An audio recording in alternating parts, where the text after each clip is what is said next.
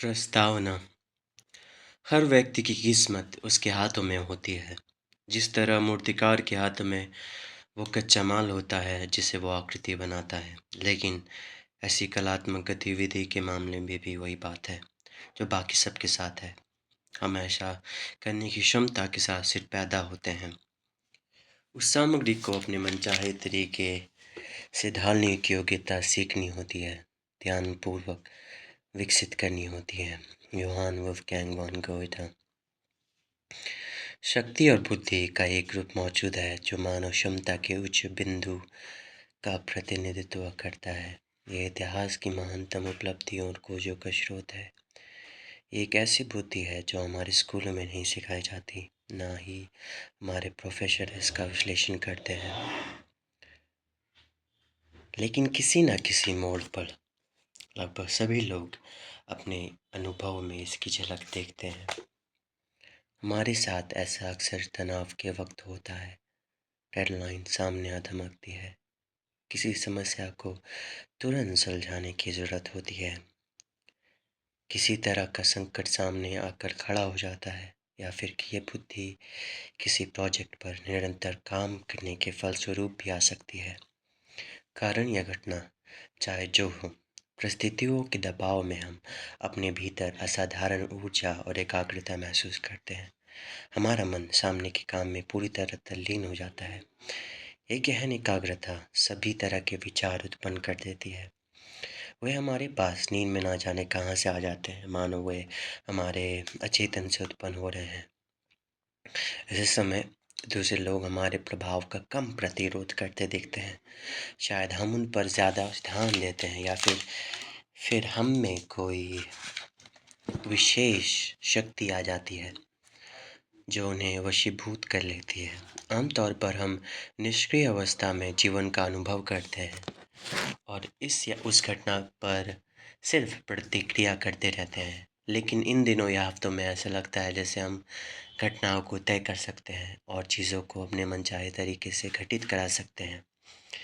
इस शक्ति को हम निम्न तरीके से व्यक्त कर सकते हैं। ज़्यादातर समय हम सपनों, इच्छाओं और प्रबल विचारों के अंदरूनी संसार में रहते हैं, लेकिन असाधारण सृजनात्मकता के इस दौर में हम किसी काम को करने की ज़रूरत से प्रेरित थे जिसका व्यावहारिक असर हुआ।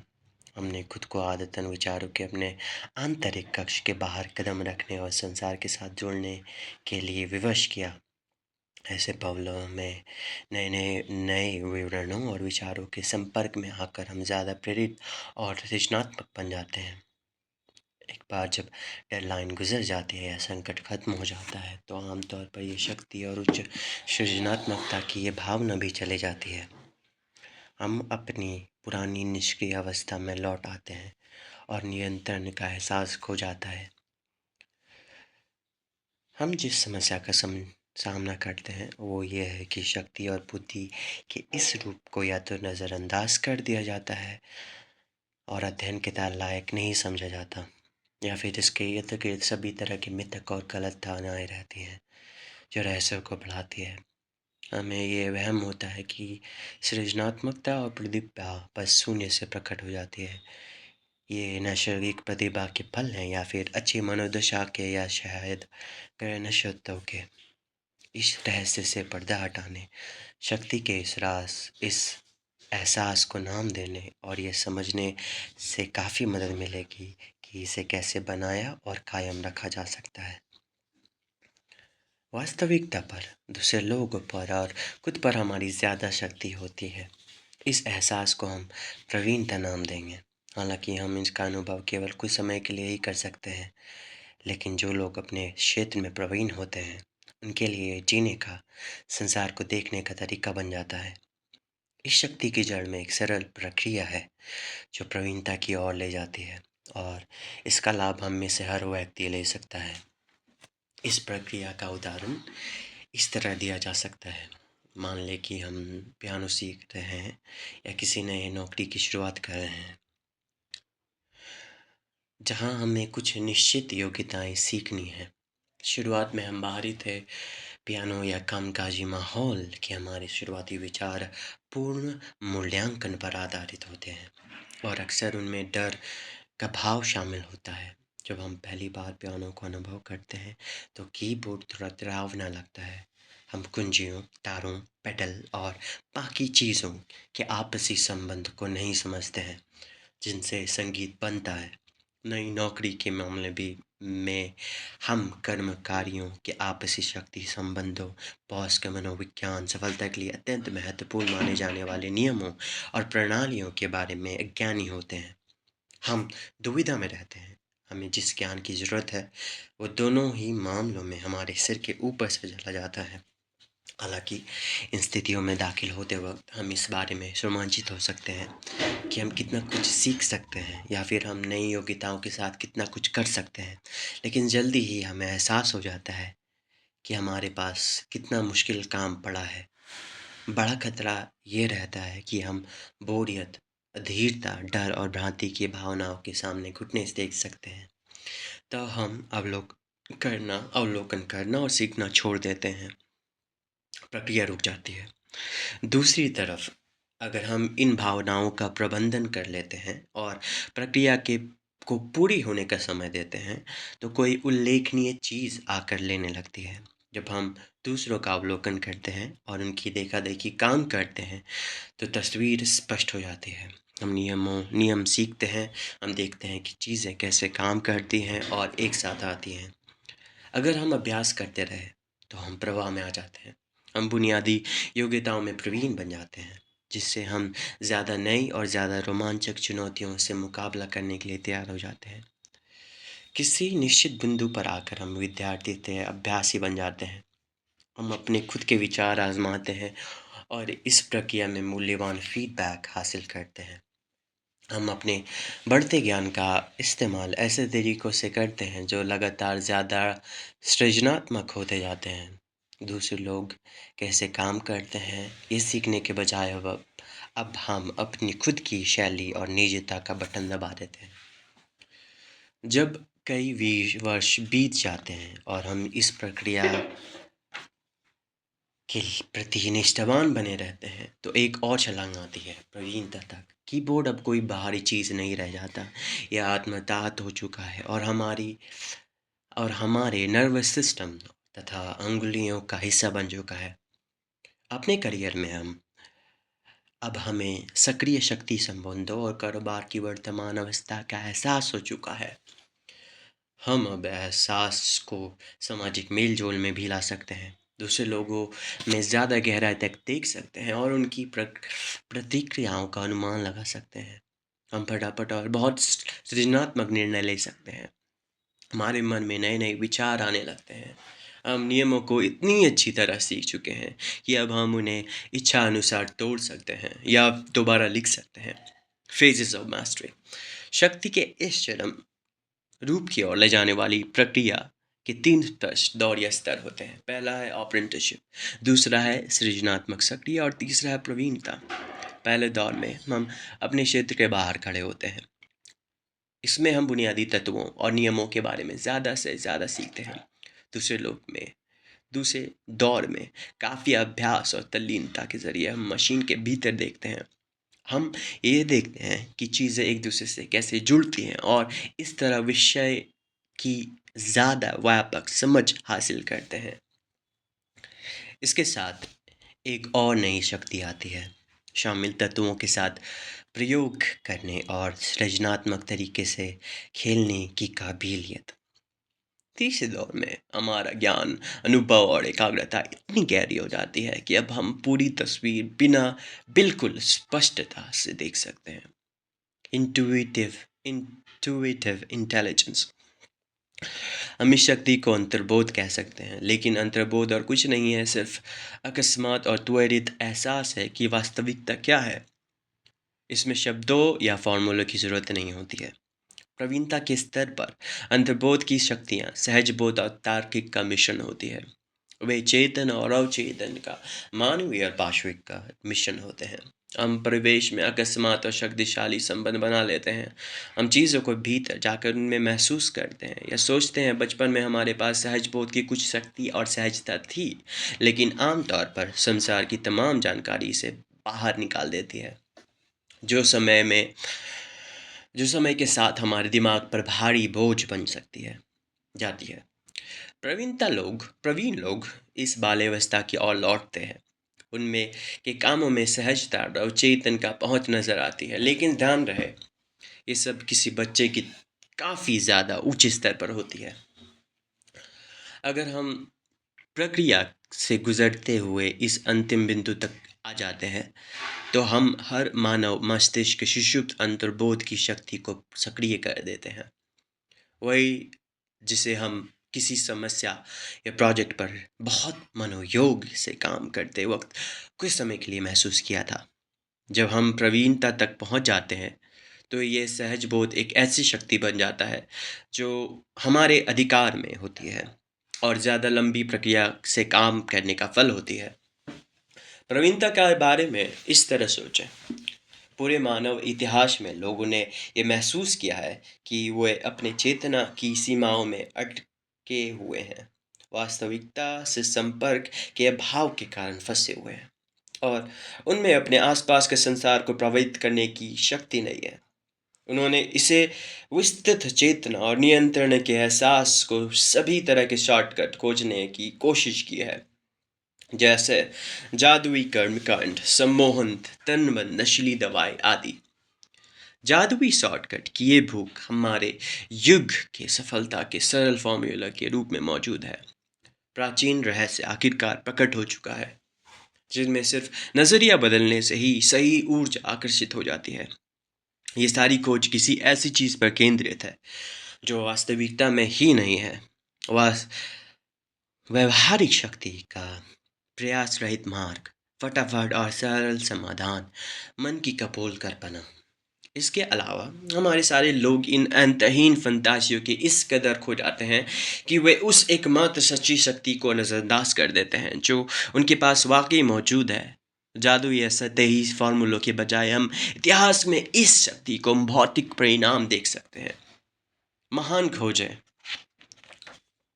और आविष्कार, भव्य इमारतें और कलाकृतियाँ, हमारे पास मौजूद प्रौद्योगिकी शक्तियाँ, प्रवीण मस्तिष्क के सारे कार्य जिन लोगों के पास ये शक्ति होती थी, यह उन्हें वास्तविकता से जोड़ देती है।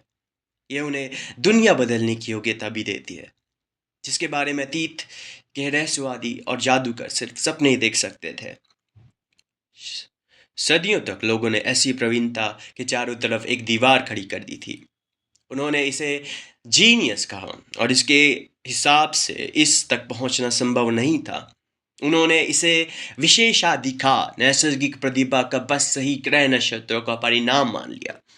उन्होंने इस तरह जतलाया मानो ये जादुई की तरह हाथ नहीं आएगी, लेकिन ये दीवार काल्पनिक है।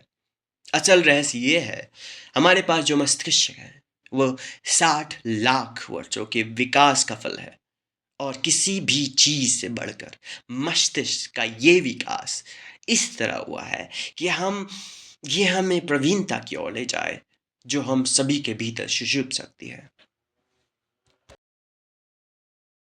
अगर प्रवीणता की कुंजियाँ, अगर हम सभी एक जैसे मस्तिष्क के साथ पैदा होते हैं, कमोबेश एक जैसी संरचना और प्रवीणता की संभावना के साथ पैदा होते हैं, तो फिर ऐसा क्यों है कि इतिहास में सिर्फ चंद लोग ही उत्कृष्ट बन पाए और इस संभावित शक्ति को साकार कर पाए? निश्चित रूप से व्यवहारिक संदर्भ में हमारे पास इन सबसे अहम सवाल है।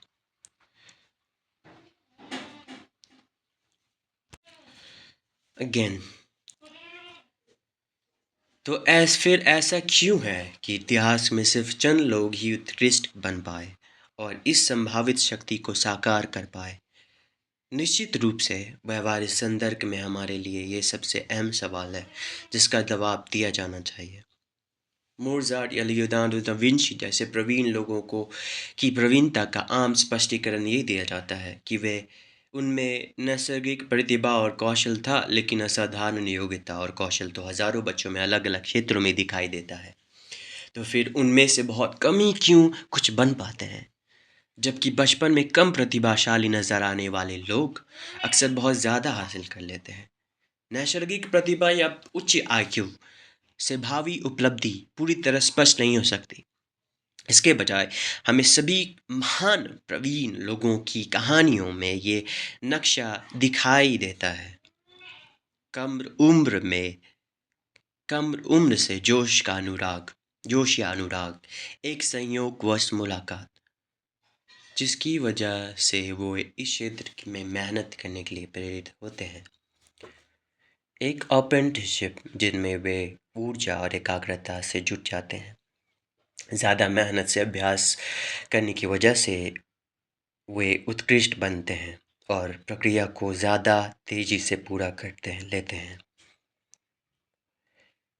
ये सब इसलिए होता है क्योंकि उनमें सीखने की गहरी इच्छा होती है और वे अपने अध्ययन के क्षेत्रों के प्रति गहरा बंधन महसूस करते हैं। इस गहन प्रयास के मूल में दरअसल एक आनुवंशिक और नैसर्गिक गुण होता है, योग्यता या कौशल नहीं, जिन्हें विकसित करना होता है, बल्कि किसी खास विषय के प्रति गहरा और शक्तिशाली रुझान। यह रुझान किसी व्यक्ति के अनूठेपन की झलक है। यह अनूठापन सिर्फ काविद या दार्शनिक की चीज़ नहीं है। ये तो एक वैज्ञानिक तथ्य है कि आनुवंशिक दृष्टि से हम में से प्रत्येक अनूठा होता है। हमारी जैसी सटीक आनुवंशिकी संरचना पहले ना कभी हुई थी, ना कभी दोहराई जाएगी। यह अनूठापन हमारे सामने उन प्राथमिकताओं में उजागर होता है जो हम खास गतिविधियों या अध्ययन के विषयों के लिए अपने अंदर महसूस करते हैं। ऐसे रुझान किसी भी क्षेत्र के प्रति हो सकते हैं, जैसे संगीत या गणित, खास खेल, पहेली-नुमा रमेशों को सुलझाना, निर्माण और मरम्मत करना या शब्दों के साथ खेलना। जो लोग बाद में प्रवीणता हासिल करते हैं, अलग हटकर दिखते हैं, वही इस रुझान के बाकी लोगों से ज़्यादा गहराई, स्पष्टता से अनुभव करते हैं। वे इसका अनुभव एक अंदरूनी आवाहन के रूप में करते हैं। यह उनके विचारों और सपनों में पर हावी हो जाता है। वे विशुद्ध संयोग या प्रयास से किसी ऐसे करियर में अपनी राह बनाते हैं जहां इस रुझान का फल फूल सके। गहन जुड़ाव और इच्छा के कारण उन्हें इस प्रक्रिया के कष्टों को झेलने की शक्ति मिलती है। आत्मशंकाएं, अभ्यास व अध्ययन के अभाव घंटे, अब समयाभावी झटके, ईर्ष्यालु लोगों के अंतहीन कटाक्ष, उनमें लचीलापन और आत्मविश्वास आ जाता है जिनका दूसरों में अभाव होता है। हमारी संस्कृति में हम सोचने और बुद्धि की शक्तियों को सफलता और उपलब्धि से जोड़ लेते हैं। बहरहाल कई मायनों में एक भावनात्मक गुण होता है जो किसी क्षेत्र के प्रवीण लोगों को उन बहुत से लोगों से अलग करता है जो नौकरी के सिर्फ काम करते हैं। इच्छा, धैर्य, लगन और आत्मविश्वास का हमारा स्तर अंततः सफलता के विशुद्ध तार्किक शक्तियों से ज़्यादा बड़ी भूमिका निभाता है। पुराने ज़माने में सिर्फ अभिजात्य वर्ग के लोग या अति मानवीय ऊर्जा व प्रेरणा वाले लोग ही अपने चुनाव के करियर में जा सकते थे और उनमें प्रवीणता हासिल कर सकते थे। कोई व्यक्ति सैनिक परिवार में पैदा होता था या उसकी परवरिश सरकारी अधिकारी बनने के लिए की जाती थी, जिन्हें सही वर्ग में से चुना जाता था। यदि हम ऐसे काम को की कोई योग्यता और इच्छा नज़र आती थी, तो ये अधिकतर सिर्फ संयोग होता था। जो लाखों करोड़ों लोग सही सामाजिक वर्ग, लिंग और प्रजाति समूह का हिस्सा नहीं होते थे, उन्हें अपने आह्वान वाले काम की संभावना से कठोरता से वंचित कर दिया जाता था। भले ही लोग अपने रुझान का वाला काम करना चाहते हों, लेकिन उस खास क्षेत्र की संभावित जानकारी और ज्ञान अभिजात्य के लोग से नियंत्रण में रहता था। इसलिए पुराने ज़माने में तुलनात्मक रूप से कम प्रवीण लोग रहे हैं और इसलिए वे इतने अलग हटकर दिखते हैं। लेकिन अब ज़्यादातर जगह से सामाजिक और राजनीतिक अवरोध हट चुके हैं।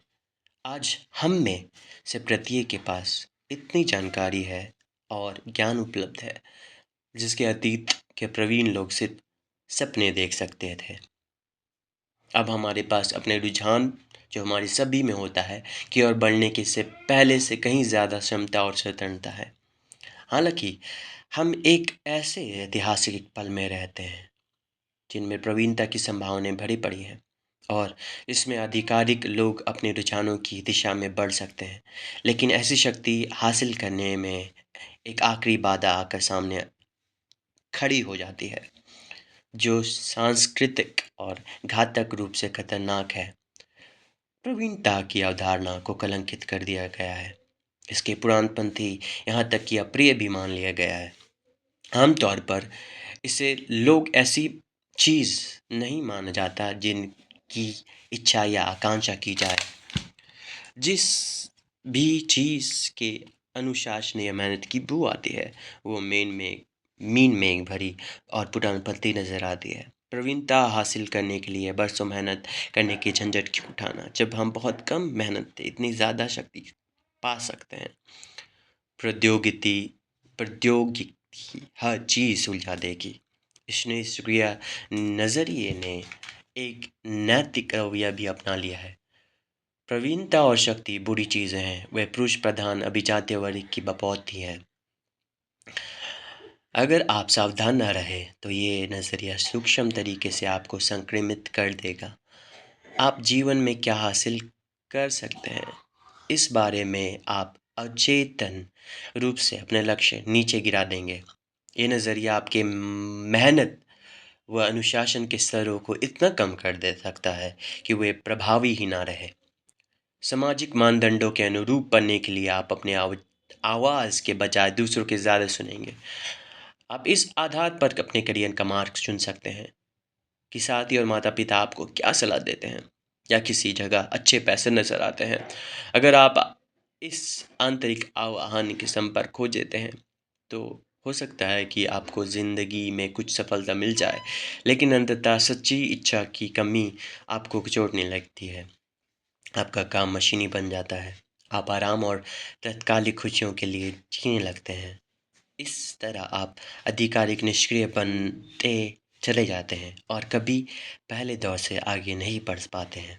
आप कुंठित और निराश बन सकते हैं, लेकिन आपको कभी यह एहसास भी नहीं होगा कि इसका स्रोत ये है कि आप अपनी सृजनात्मक क्षमता से कट गए हैं, इससे पहले कि बहुत देर हो जाए।